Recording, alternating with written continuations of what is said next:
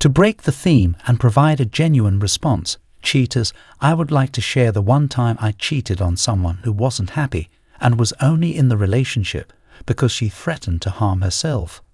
I didn't have the maturity or understanding to handle it, so I didn't care enough to say, okay, we'll work it out and go with whatever she wanted. But the relationship itself was terrible. Another girl asked me out, and I thought, at that moment, fine, I don't. I told the nurse about a relationship I've been trying to end, but I gave in to her threats of self-harm. Though present, her parents believed they should only support her through life. The nurse told me that she was only going to end up killing herself and leaving her. I've tried to break up with her about 6 times to date. That guilt-free card was all I needed. She died a few years after I was fired, and I kept wondering if it was right to stay with her and try to support her instead of setting myself on fire. I'm glad the nurse was there to give him the truth when he needed it, but I'm not sure. She destroyed my confidence and self-worth for more than a year, and we did the thing where we would be okay for a few months before she would. She broke up with me for a week or 2, presumably to have sex with a guy she liked. I knew this because at least once she would say, "I'd bet this is better than doing it yourself," during our makeup sessions. In essence, she was saying that I wasn't attractive enough to have sex with anyone else, so I disproved her and regained some of my confidence and self-esteem, as heartbreaking as that sounds. In my case, it was because I had 2 beautiful girls of completely different kinds approaching me at the same time, and I couldn't decide which was better. I also had this crippling inability to say no to a girl who was crying, which prevented me from abandoning one of them.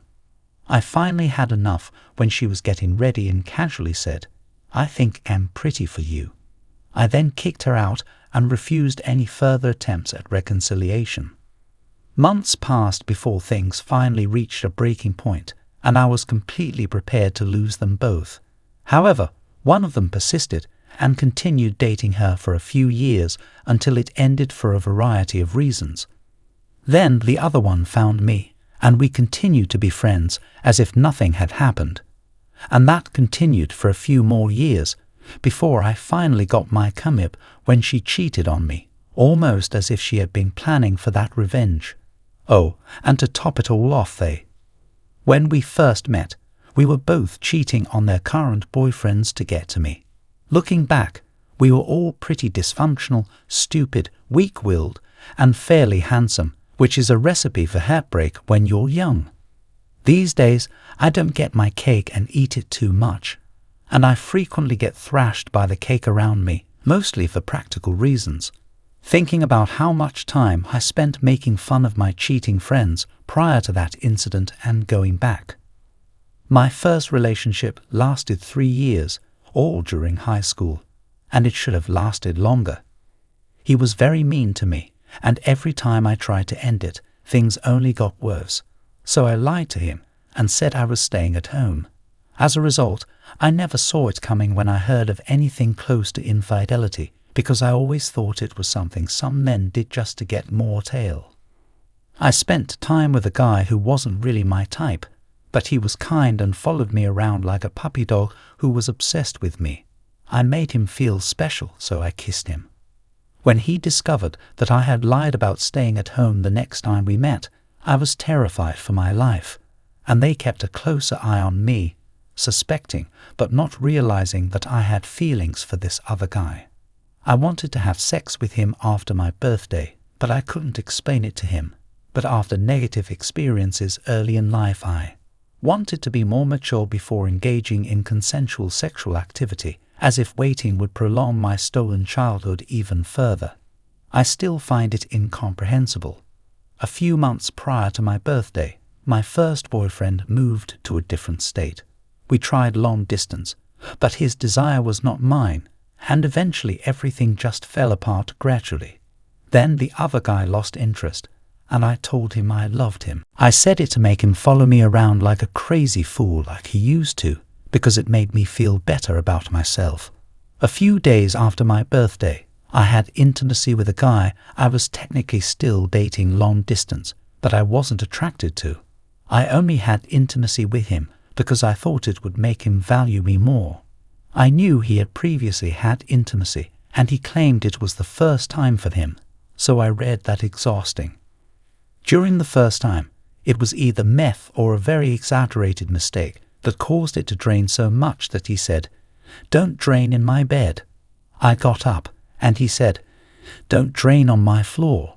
He gave me a paper towel and said, "Who's going to take a shower?" with a hint of disgust. I lay in his bed with a paper towel between my legs, feeling like crying, but all I could do was stare blankly as feelings of guilt, sadness, and disappointment washed over me. I knew that your first time was never the best, but I had no idea that it would turn out that way. A few months later, I made it through a determination attempt, which served as a real wake-up call for me that I needed better people in my life because I had none at all. Eventually, I reconnected with my boyfriend, who told me that it was his first time with someone else. I told him about my experience, and he told me that his was not great either. He was finally going to therapy and was taking medication. I'm pleased for him because I felt like we could finally talk like adults. However, I told him that we would never be able to date again because he was still living far away and was much more tactful and agreeable over text than in person. I apologize for the lengthy and depressing exchange, but it ended happily. I've been in a healthy relationship for 1.5 years now after learning to be at ease with being single, but this guy truly helps me and makes my life better. Brings me up when I'm feeling low, which is why I'm dating him. I constantly tell him how pleased I am to have him in my life. Story 5. I was very immature, and basically, once I got a taste of it, when I cheated on another woman, I was hooked. One woman in particular made me fall in love with her while attempting to keep up a marriage and a pregnancy with my spouse. Everything went wrong, and I was caught up in the moment. My spouse left with a child that loved. Had a lot of time to sit and reflect and live alone, but then a moment of insight changed everything. The attitude was changed, mistakes were acknowledged, and a second chance to be with the estranged wife and child was given with a clause that said that if you make a mistake again, no matter how small, it will be understood and life will be fine. A little more than 1 year after the reconciliation, the spouse is back at home. Thanks for reading Story 6. I'm doing well in school, mind, body and spirit. My baby is doing great, and more importantly, I've changed my perspective and am grateful to God for helping me get in gear and improve myself over the long term the difficult way. I'll never feel bad about what I did, but what matters now is how much more I can make up for selflessness over selfishness every day. I was in a rather strange psychological state after she left her fiancé 5 years ago because of a cheating and lying guy. I had recently moved to a rural area after a car accident that cost me my job, my source of transportation, and pretty much all access to the non-rural area I was living in. Although I was only an hour away from a major metropolitan area, it felt like a continent. She was my professor, and we began gradually with her coming to. Over to what was essentially my shack in the middle of nowhere. I was in love with her a few nights out of the week. However, I felt that if Alice had made the decision out of desperation rather than a conscious one, I would still be 6 years younger than her. When the school administration learned about us, she lost her job, and I was expelled for an unrelated reason. She then found another job that she was better suited for, and I ended up pleading with Mai. After a few months of using Uber and experiencing the first rush of freedom in a long time, I got hammered at a rider's house with him and ended up having intimacy. I know I'm terrible. I told her what happened, and she never really forgave me. She brought up the fact that I cheated at least twice a day. Gradually, our arguments grew more heated, and I never imagined I could become so irate. I took my grandfather for money and got a 10-year-old Prius, of course, and I began using Uber. With someone I was with, she didn't like that I used Uber to make money. She kept saying that I cheated every day, and she used weapons against me on several occasions. I admit that I was also pretty aggressive, but I kept my hands to myself. After 4 months of this and a lot of arguments, I moved in with a friend and began working for the state. She and I kept seeing each other, but she was paranoid. Where she kept accusing me of cheating, but I loved her and she loved me, so we stayed together. After a few months of living with my friend, I moved back in with her, but the fighting and paranoia persisted. We had sex 4 to 7 times a day while we were fighting, and then we would do it again. This continued for about 5 months until I moved out while she was on a weekend beach trip, at which point I began seeing. We broke up for a month and then got back together, but at this point, I was jealous that she had seen other people. The first time I heard her back, we were in a screaming contest, and she demanded the names of the people I had cheated on.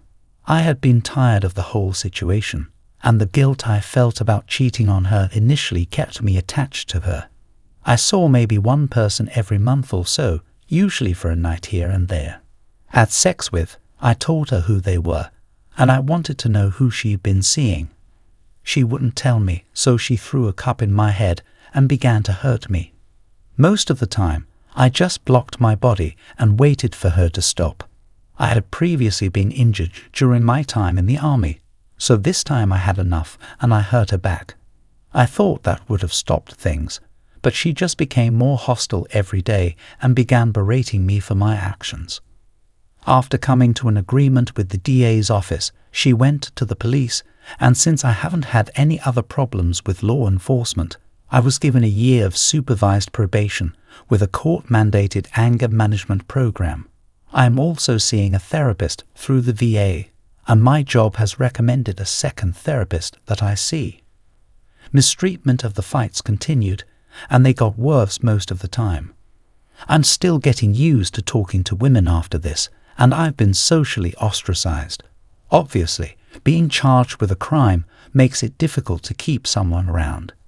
I've been banned from bars in my town due to safe space policies, and I've only got a few months left on probation. I also see her frequently. All of my friends and family told me to leave, as did hers. We were codependent. My lawyer seems to fully understand my role in all of this, so hopefully the charges will be dropped. I know I should have left when it became clear she wouldn't be able to forgive or trust me again, and I should have never allowed things to get to this point where we were so aggressive. I was foolish, and now I'm paying for it.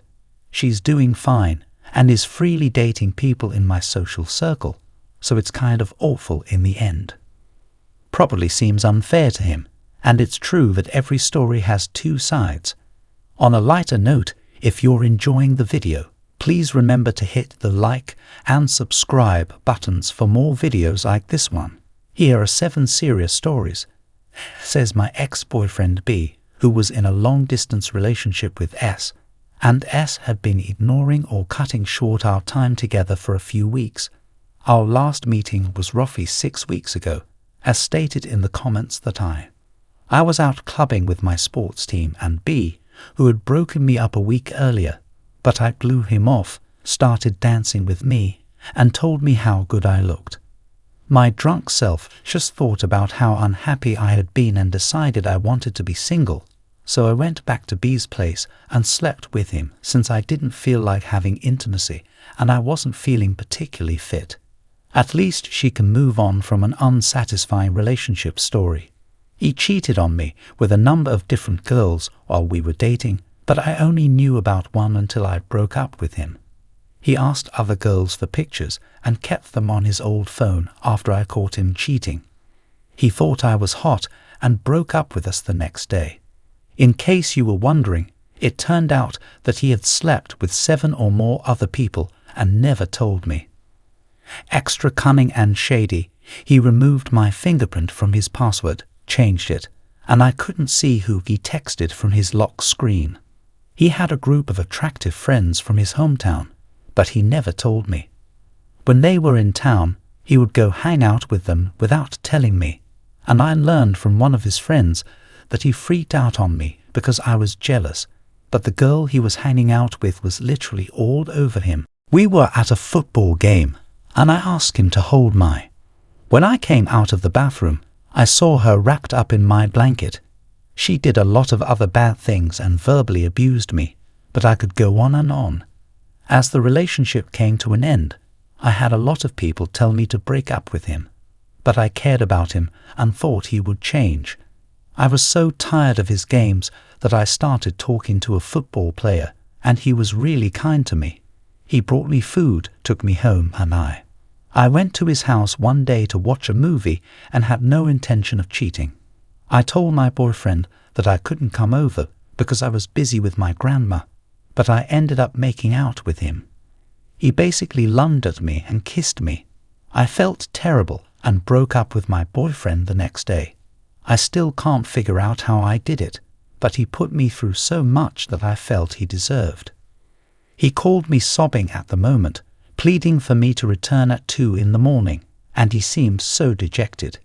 But I didn't want to give him the impression that I was manipulating him, so I agreed to have a conversation with him. However, he was on Facebook on my phone and was already planning to have another girl come over to his house to play tricks. I was furious and told him I wasn't going. To speak with him, he called me on my way home and talked about how much of a witch I was and how I shouldn't have supported myself when I was dealing with a lot of family issues. Mind you, he took my card, and he was the only person I had slept with at the time. This is the first time I've given it much thought in a long time, and now a lot of different emotions I buried are coming back to the surface. Story 9. It wasn't a malicious decision, but rather occurred as a result of a recipe of influencing factors. I was in a marriage that was emotionally abusive. I was in denial that it was time to end things. I was unhappy and vulnerable after a recent argument. I had low self-esteem. I was living a lie. I had a mutual crush on someone who fulfilled my desire for love. I was drunk and lacked boundaries. I was naive, believing he was just being friendly and wouldn't try anything. I was emotionally distant from my husband, and I was extremely. My intoxicated self believed that my husband was a schmuck for hurting me for years, and even though I hadn't kissed him yet, I had already cheated because I was cuddling him in his bed and sleeping over, so I thought, who cares? It's too late now. I ended my marriage a few months later, and I did what I did out of vulnerability for him. I was lonely even though I knew I was about to kiss and sleep with this man. Boundaries and naivete. Not because I'm a cheating schmuck. I'll never do it again, and I'll end a relationship if I ever feel that miserable again. I've learned a lot from the experience, and I don't regret it. It made me face the truth about story 10, because I was acting like an insecure piece of garbage. I knew there were warning signs in the relationship right away, but I stayed because I assumed I would eventually have to settle. He tried to. I slept with my sister, and I still didn't leave because touching me was always a chore. I felt like no one else would ever love me, and I was so insecure that I couldn't imagine leaving. I honestly don't know why, but I think it had a lot to do with my family's expectations of me. I felt they were correct, and I just needed to accept my life as it was one day.